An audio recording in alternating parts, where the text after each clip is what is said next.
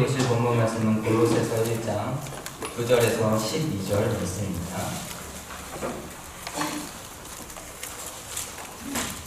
골로새서 1장 9절에서 12절 말씀.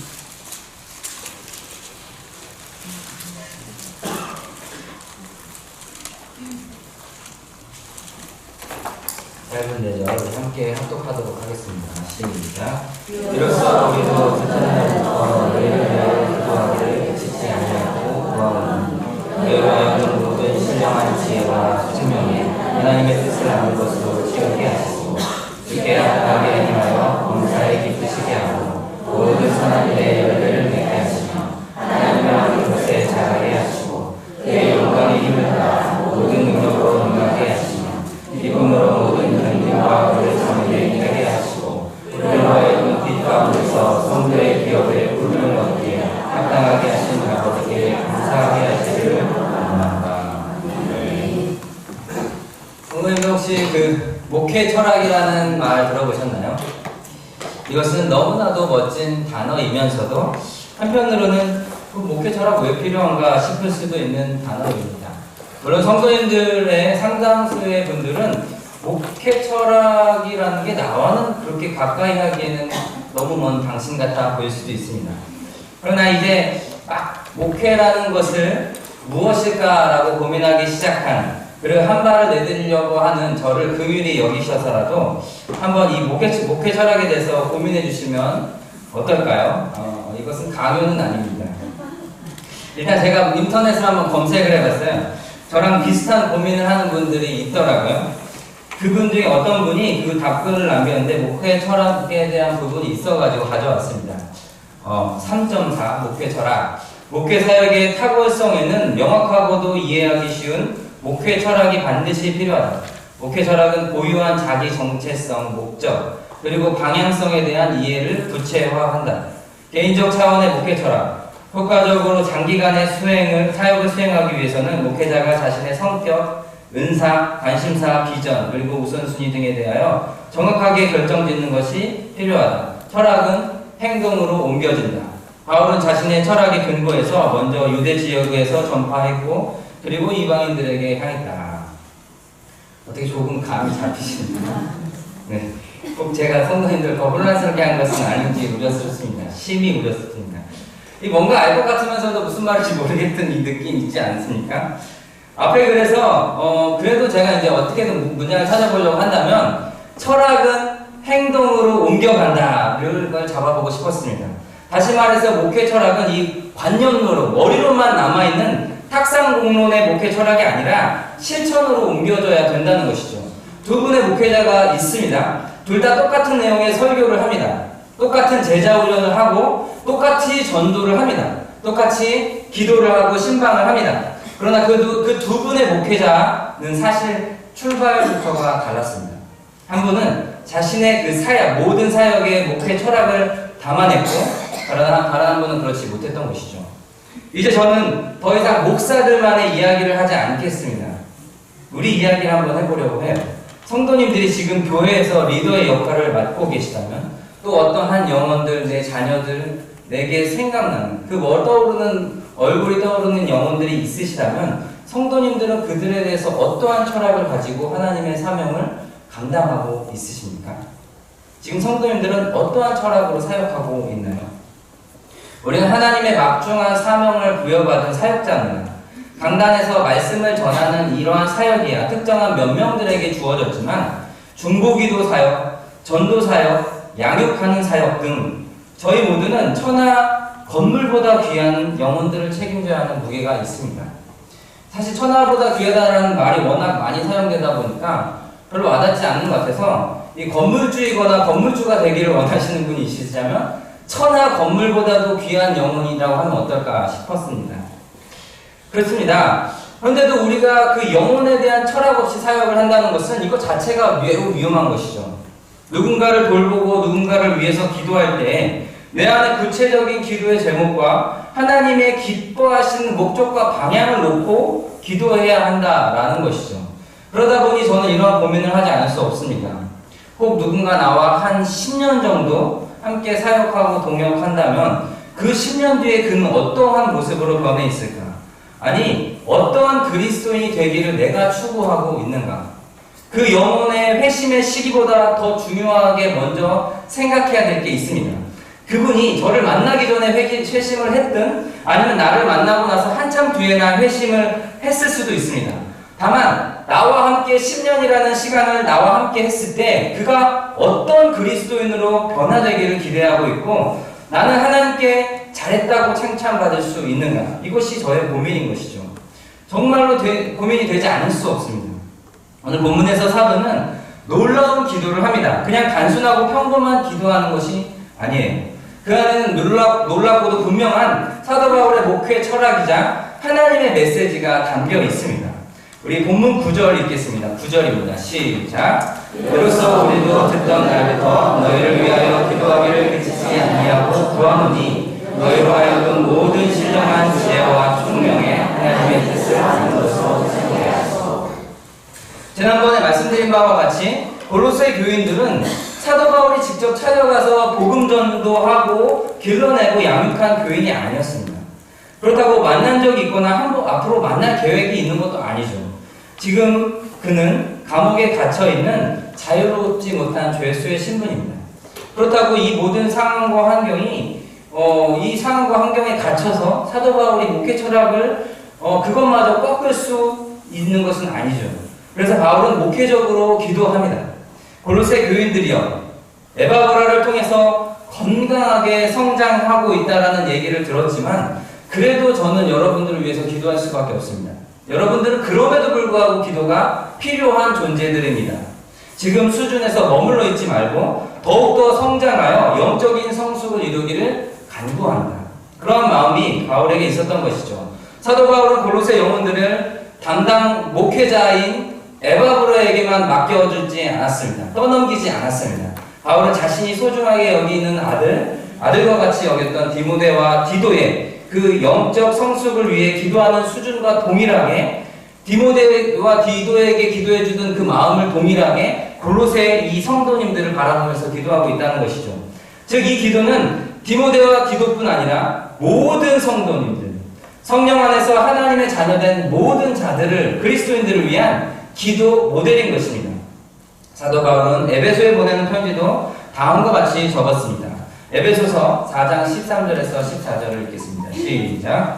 우리가 다 하나님의 아들을 믿는 것과 아는 일에 하나가 되어 온전한 사람을 이루어 그리스도의 장성한 분량이 충만할 때까지 이르리니 이는 우리가 이제부터 사랑의 순수와 사랑을 받아 온갖 교훈의 풍부에 밀려 요동하지 않게 하며. 우리는 기도에서도 이 사도 바울의 목회 철학을 봅니다. 그는 자신을 거쳐간 누구라도 그와 같이 되기를 원했습니다. 여건상 1년밖에 양육할 수밖에 없고 여건상 3년밖에 양육할 수밖에 없고 10년을 같이 할 수도 있습니다. 오랫동안 바울과 같이 하면 할수록 그 영향력과 수준은 더욱더 일취월장할 것입니다. 그 길이가 길든 짧든 크기에 있어서는 차이가 있을지 모르지만 그 방향에 있어서는 1년이든 3년이든 10년이든 차이가 없는 거죠.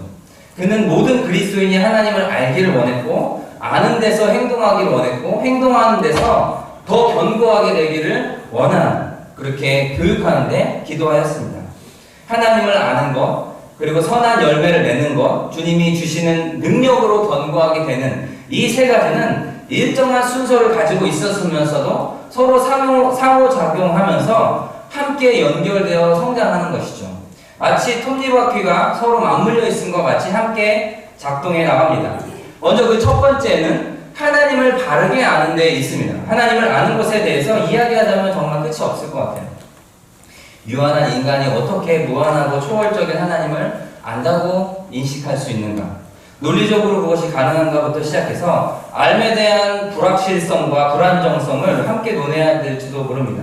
어떤 분은 영적인 암과 육적인 삶의 차이를 말하고 싶을 수도 있어요. 그런데 그 내용이 너무나도 복잡하고 어렵습니다. 시간 관계상 그런 것은 다 뒤로 하고 저는 이 말씀이 하나님을 아는 지식으로 왔다면 그 나타나지는 그 하나님 아는 지식의 겸손성에 대해서 나눠보고자 합니다. 우리는 이것이 골로새 교인들을 위해 하나님께 드리는 사도 바울의 기도라는 것을 명심해야 합니다. 인간의 지식이 가져다주는 아주 고약하고 못된 속성이 하나 있습니다. 그것은 바로 교만인 것이죠. 세상에 넘쳐나는 지식들이 주로 그러합니다. 우리는 남들이 모르는 나의 뽐낼 만한 지식과 지혜를 가졌을 때 그 교만의 늪에 빠져들게 됩니다. 남들보다 총명하다는 것이 또 하나의 나의 스펙이 되어서 내 자랑거리가 되고 남들 앞에 으스대는 것이죠. 너 그것도 모르냐? 그것밖에 생각나지 않냐?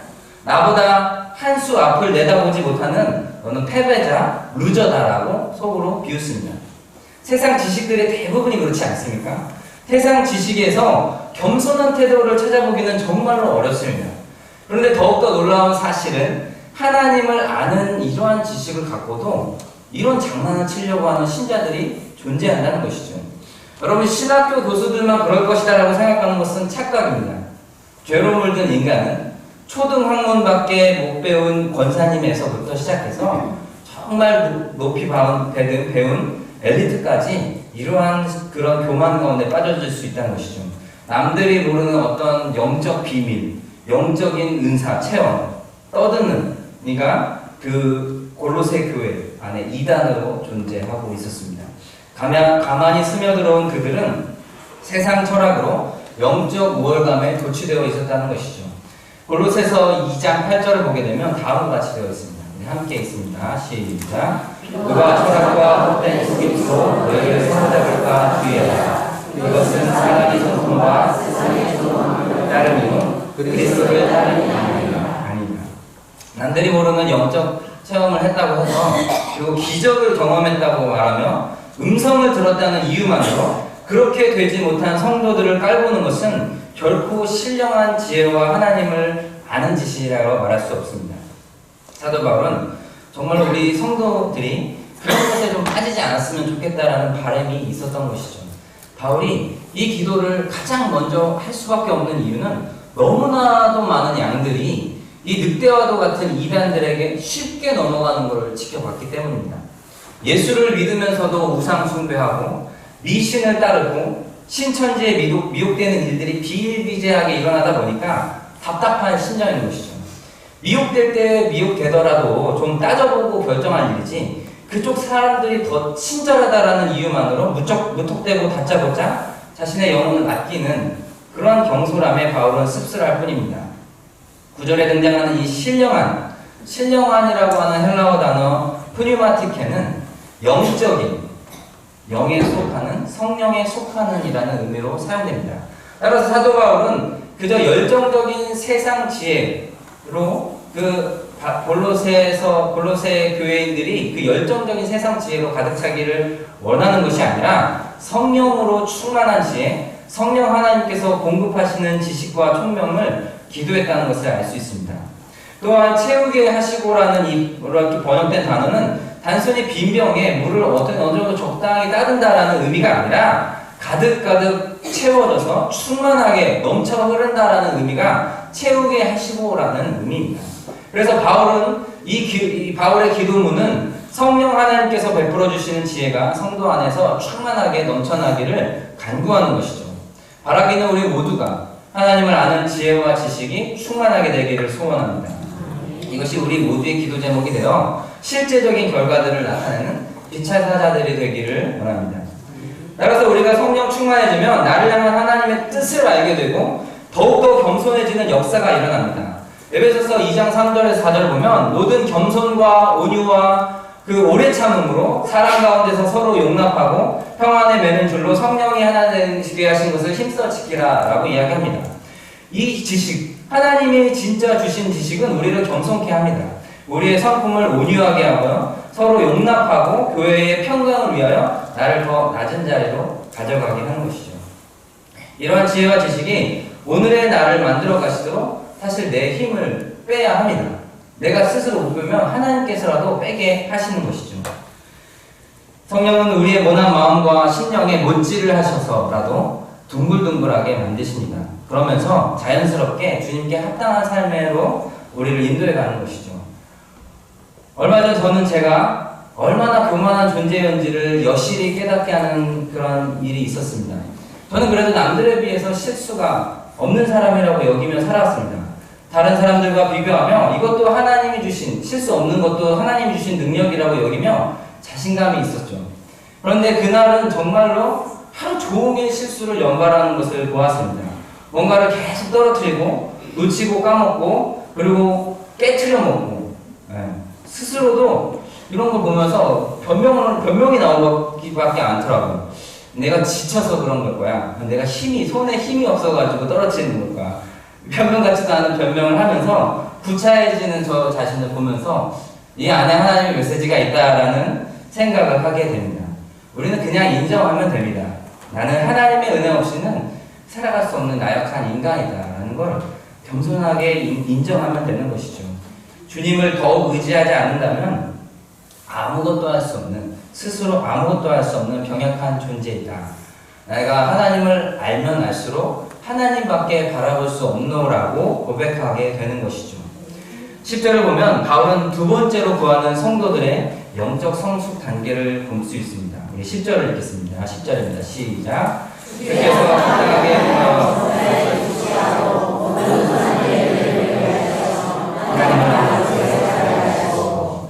두 번째에 대해서 이야기하기 전에 먼저 10절 마지막을 보게 되면은 거기에 하나님을 아는 것에 자라게 하시고 라는 것을 나오는 것이 보죠. 하나님의 아는 것은 첫 번째라고 말씀을 드렸는데 이 아는 것과 행하는 것, 두 번째 행하는 것, 믿는 것과 따르는 것은 서로 상호작용을 하면서 계속 성장해 나간다는 것을 우리는 본문을 보게 알 수 있습니다. 우리가 하나님의 뜻을 알았다면 이제 그것을 해야죠. 열매 맺는 삶을 살게 되어 있습니다. 그것이 진짜라면 열매 맺게 되는 것이죠. 10절에 합당하다라는 동사는 서로 일치시킨다, 보폭을 맞춘다라는 의미를 갖고 있습니다. 그리고 합당하게 행한다라는 이 단어, 행한다라는 단어는 사실 원문에 가까운 의미는 걸어간다라는 것이죠. 그 영어로 work, 여기 work로 번역했는데 워킹 아시죠? 그 단어를 쓴 겁니다. 그래서 이 문장은 사실 주님과 함께, 나의 주님과 함께 보폭에 맞춰서 함께 걸어간다라는 정말 이 시적인, 감성적인 표현을 하고 있는 것인데, 우리 선조께서는 직설적으로 이렇게 표현했습니다. 저처럼. 저는 이제 직설적으로 말을 하죠. 너무나도 아름다운 문장 아닙니까? 주님과 함께 자신의 보폭을 맞춰간다. 근데 어느 정도 보폭을 맞추냐 하면은 범사의 모든 것에 하나하나 주님이 흡족해 하실 만큼 그것을 정확하게 일치시킨다라는 것입니다. 만약 이 문장을 골로새 교인들에게 직접적으로 했다면 그건 정말 지옥 같은 글입니다. 여러분. 그렇지 않습니까? 골로새의 새 신자들에게 기독교는 너무나도 혹독하고 그리고 모범적인 곳이어서 숨 막히고 해병대 훈련장에 캠프에 온 것처럼 그렇게 느껴질 수밖에 없는 거죠. 군대에 가면 고참들이 이제 새로운 신병들에게 지금도 그렇게 하는지 모르겠는데요. 이런 장난치죠. 1,000원을 이렇게 딱 주면서 이거 하고 코카콜라하고 고향만두하고 새우깡하고 새우 나온 소총 한 자라고 소주찬 좀 사갖고 와라. 남은 거 네가 가져라. 불가능한 명령을 시키는 사람이나 심부름을 받는 사람이나 그 옆에서 지켜보는 사람이나 이거 다 아는 사실이죠. 이거 못하는 겁니다. 만약 바울이 성도들에게 이 골로새 성도들에게 예수 그리스도와 그의 삶과 한치의 오차도 없이 똑같이 살라는 명령조로 한다면 군대와 다시 가는 악몽과 같은 것이죠. 그러나 바울은 지금 다시 말씀드리지만 하나님께 기도하는 기도문에 이거를 넣은 것입니다. 주님, 제가 아는 저 골로새 성도님들이 주님과 같이 살았으면 좋겠습니다. 그렇게 예수님처럼 모든 면에서 완벽하게 살아갈 수 있도록 도와주십시오.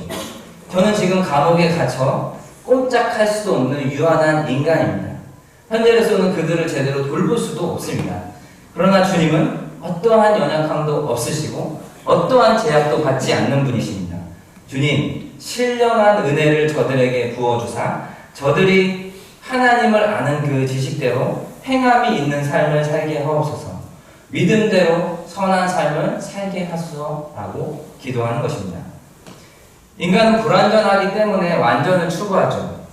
불가능하다라고 하는 그 말씀, 그 입술을 내려놓고 하나님께는 눈치 못함이 없다라는 그 믿음이 생겨나기를 소망합니다. 예수 그리스도께서 다시 오셔서 재림하실 때면 우리는 그러한 완전한 것을 보게 될 것입니다. 이것이 예수님에게만 해당하는 딴 나라 소리가 아니라 그것이 내 안에서 당연시 되어지는 날이 반드시 올 것입니다. 소망으로 인내하게 하시고 그날을 바라보며 견디게 하옵소서라는 것이 바울의 기도인 것이죠. 바울은 이 견딤에 대한 기도도 빼놓지 않고 있습니다. 어찌 보면 온전한 성숙을 이루는 최고봉의 단계는 바로 소망 가운데 인내하며 견딤 가운데 있는 성도들의 모습인 것이죠. 11절과 12절을 함께 있습니다. 시작. 그의 영광의 힘을 따라 모든 능력으로 능하게 하시며 기쁨으로 모든 견딤과 오래 참음에 이르게 하시고 우리로 하여금 빛 가운데서 성도의 기업의 부르기에 합당하게 하신 하나님께 감사하시를 바랍니다. 아멘. 하나님의 능력, 이 주제는 골로새서와 에베소서에 너무나도 중요하게 다루는 주제입니다. 바울은 성도님들이 가진 그 능력이 얼마나 강력하고 영향력이 있는지를 깨닫기를 너무나도 원했습니다. 마치 이 어려서부터 자라날 때부터 말뚝에 박혀있는 코끼리, 그렇게 길러진 코끼리처럼 우리 그 능력을 제대로 활용하지 못하는 우리의 부족한 지식과 빈약한 경험 때문에 하나님의 능력을 못 쓰는 영적 미성숙한 자들이 회복되기를 원한 거죠. 바울은 에베소서에서 이 하나님의 능력에 대해서 더 자세히 기록합니다. 19절, 에베소서 1장 19절입니다. 시작. 그의 힘의 위력으로 역사하심을 따라 믿는 우리에게 베푸신 능력의 지극히 크심이 어떠한 것을 너희도 알게 하시기를 바랍니다.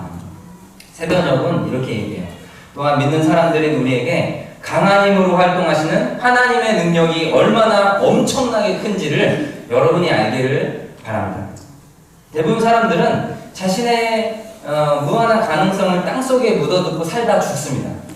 그렇게 라고 수많은 강연자들이 얘기해요. 당신은 세상을 바꿀 수 있습니다. 당신은 세상을 평화롭게 할 수도 있고 세상을 혼란스럽게 할 수 있는 무한한 잠재력이 있습니다. 인간의 가능성은 우주적으로 넓고 거대합니다. 물론 저희는 그러한 그 강연자들의 그런 창의적인 가능성이 바로 하나님께로부터 온 것이라는 고백을 하죠. 이와 동일하게 영적인 세계에서도 마찬가지입니다. 하나님께서 한 인간에게 찾아오시고 그를 들어 쓰기 시작하면 그는 더 이상 막을 수 없는 영적 성숙을 이루게 됩니다. 마치 이 불 위에다가 기름을 쏟아붓는 것처럼 주를 향한 열정과 사랑이 불타오르게 되는 것이죠. 다른 사람을 살펴볼 필요도 없습니다. 사도 바울 자신이 그렇습니다. 다메섹 도상에서 주님의 능력을 경험하기 전에 사도 바울은 자신의 그저 능력만 믿고 살아가던 종교인에 불과했습니다. 그러니 그에게 영적인 부요함이 있을 수가 없었죠. 그런데 주님의 능력을 경험한 이후로는 달라졌습니다. 주변 사람들이 놀라울 정도로 눈에 띄게 변화되었죠. 사도 바울은 자신의 경험을 그들도 알기를 기도하고 있습니다. 이 신앙에도 맛이 있어요. 그 맛에 대해서 설명해 줄 수는 있지만 누구도 그 맛을 강요할 수는 없습니다. 억지로 그 맛을 느끼게 해줄 수도 없고 그 맛을 나와 동일하게 느낄 수도 없는 거죠. 시편 34편 8절입니다. 시작. 너희는 여호와의 선하심을 맛보 알처사 그에게 피하는 자는 복이 있도다. 이것은 다윗의 고백이었습니다. 너무나도 아름답지 않습니까? 다윗은 자신의 이 시를 듣는 모든 이들로 여호와 하나님의 선하심과 전능하심을 맛보기 원했습니다. 그래서 선포하는 거죠. 하나님만이 유일한 피난처시요 피할 바위라는 것을 말합니다. 그런데 다윗이 지금 어떠한 상황에서 이 시를 지었는지를 보면 기가 막힙니다. 그가 거대한 왕국을 거닐면서 세계 최강 대국의 반열에 올랐을 때 이 시를 지은 것일까요? 그렇지 않습니다. 그 진실은 정반대에 있죠. 시편 34편은 우리가 읽은 이 34편의 이 시 제목을 보게 되면 다윗은 사울에게서 도망하여 가드왕 아기스로 갔지만 거기서도 안전하지 못하다라는 것을 깨닫고 침을 질질 흘리며 미친 척을 해서라도 도망쳐 나온 뒤 도망에 성공하게 하신 하나님께 감사하다고 지금 찬양과 감사를 올려드리고 있는 어이없는 시입니다. 이것이 기독교 신앙에 가져다주는 역설이죠. 제가 보기에 다윗은 오히려 그때가 더 영적으로 충만하고 건강했던 때였다고 생각합니다. 비록 가진 것이 없고 언제 목숨이 날아갈지 모르는 비참한 신세입니다. 오늘 내일을 알 수 없고 사방의 적들의 그 우겨쌈을 당하는 육신적으로 너무나도 지치고 피곤한 그 상황에서 그는 헤매고 있었습니다. 그것은 사실 자기가 만든 그 판 웅덩이도 아니었어요.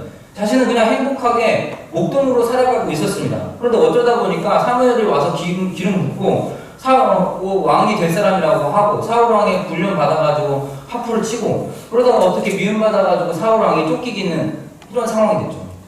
그러나 그때만 해도 다윗의 입술에서는 찬양과 감사가 끊어질 줄을 몰랐습니다. 무엇이 다윗으로 하여금 이 많은 정말 시편을 지은 가장 많은 시편을 지은 작곡가가 되게 했습니까?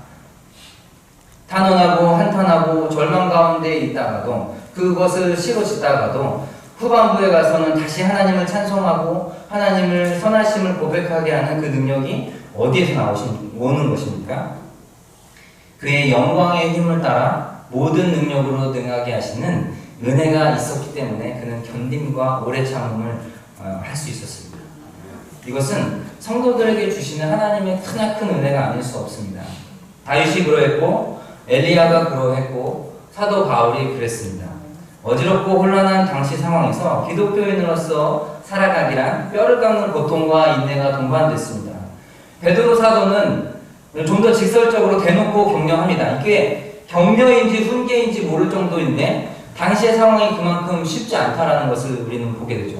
베드로전서 4장 12절에서 14절을 읽겠습니다. 시작. 사랑하는 자들아 너희를 연단하려고 오는 그 시험을 불쌍히 당하는 것 같이 여기지 말고 오히려 너희가 그리스도의 고난에 참여하는 것으로 즐거워하라. 이는 그의 영광이 나타내실 때에 너희로 즐거워하고 기뻐하게 하리라. 너희가 그리스도의 이름으로 시험을 당하면 복이 있는 자라. 영광의 영국 하나님의 힘이 너희 위에 계시리라. 16절은 다음처럼 얘기합니다. 만약 그리스도인으로 고난을 받으면 부끄러워하지 말고 도리어 그 이름으로 하나님께 영광을 돌리라. 성숙한 그리스도인의 최종 단계, 연단 가운데 인내하고 즐거워하며 감사하는 것입니다. 그 이상의, 그 너머의 단계는 더 이상 생각할 필요도 없습니다. 왜냐하면 그 단계는 완전하고 영화로운 그 단계가 기다리고 있기 때문이죠. 우리에게 약속된 기업이 무엇입니까? 주님께서 이 땅에 재림하실 때 우리에게 베풀어 주신다고 했던 그 영화의 단계, 예수님의 모습과 같이 흠도 티도 없고 장애도 없고 아픔도 없고 질병도 없고 슬픔도 고통도 걱정도 없는 인간이 가질 수 있는 최고의 모습이 이 견딤 뒤에 있습니다. 우리가 상속받을 기업이요 유업이 바로 이거예요. 이거 너무나도 감동스럽지 않습니까? 마치 변화산에서 예수님께서 환한 그 빛으로 완전한 몸을 입으신 것처럼 우리가 그 완전한 입체가 우리가 이 땅에서 고분분투하면서 살아가는 모든 성도님들을 위해서 한 분 한 분을 위해서 준비되어 있다는 이 사실에 감격이 되지 않습니까? 이보다 더 좋은 기업이 어디 있습니까? 천국에서 이보다 더 값진 것이 어디 있겠습니까? 내가 그렇게 되고 싶어 했던 하나님의 온전한 형상, 예수님의 순결한 옷을 입는 것, 우리가 그토록 원하고 소망하고 하늘에 바라던 것이 바로 이것이죠. 계시록 3장 3절에서 4절 읽겠습니다. 시작. 그러므로 내가 어떻게 받았으며 어떻게 들었는지 생각하고 지켜가게 하라. 만일 읽지 아니하면 내가 도둑같이 이르리니 어느 때에 내게 이르는지 내가 알지 못하리라. 그러나 사대의 그 옷을 더럽히지 아니한 자 몇 명이 내게 있어 흰 옷을 입고 나와 함께 다니니 그들은 합당한 자이니라. 합당하다라고 이야기합니다. 골로새서 12절 우리로 하여금 빛 가운데 성도의 기업의 부분을 얻기에 합당하게 하신 아버지께 감사하기를 바라기는 우리 모두가 그렇게 하나님의 거룩한 빛 가운데 거하며 우리를 위하여 예배하신 상속의 목을 위하여 이 땅을 한 걸음 한 걸음 전진하기를 소망합니다. 이것이 사도 바울이 추구했던 목회 철학의 기도 비전입니다. 한 사람이 예수 그리스도를 구세주로 영접한 이후부터 하늘나라에 입성하기까지 우리가 나타내야 할 모습이고 끝까지 붙들고 살아가야 될 우리의 신앙 철학인 것이죠.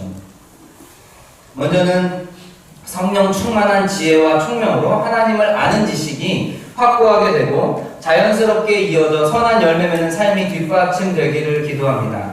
그리고 주님 주시는 강력한 능력으로 질병과 고난과 세상의 혼란과 우수한 유혹 가운데서 우리의 마음을 빼앗기지 않고 여호와 하나님의 순결한 어린 양의 옷을 입고 때묻지 아니하고 더럽히지 아니한 거룩한 자의 삶을 소망하기를 원합니다. 우리 스스로가 그 기도의 혜택을 받아야 하며 또 이제 받은 자로서 은혜 받은 자로서 더 나아가 이러한 기도를 나의 붙여주신 영혼들을 위해서 그렇게 기도를 하는 우리 모두 되기를 주님의 이름으로 축원드립니다. 우리 그 사랑 얼마나 찬양드리고 말씀을 기억하며 기도하실 때 나라와 민족을 위해서 진정 코로나 바이러스가 더 이상 영향받지 않도록 또한 교회 전체 사역자들을 위해서 함께 기도해 주시기 바랍니다. 거랑 행사 마친 부서들은 받은 은혜를 잘 간직하여 선한 삶으로 열매 맺도록 또 이번 주 토요일부터 진행되는 유년부 캠프, 다음 주 영유시부 캠프를 위해서 함께 기도해 주시기 바랍니다. 또한 월요일부터 시작되는 자녀와 함께하는 기도회를 위해서 4월에 있을 총선 가운데 하나님의 주권을 인정하는 지도자가 세워지도록 카페 나라를 위하여 작정한 VIP의 영혼 보험을 위해서 담임 목사님과 사모님의 영원한 강건함을 위하여 누리나는 교회와 정함교회를 위해서 신천지 및 모든 이단들을 회개하고 돌아오도록 우리 찬양하고 기도하도록 하겠습니다.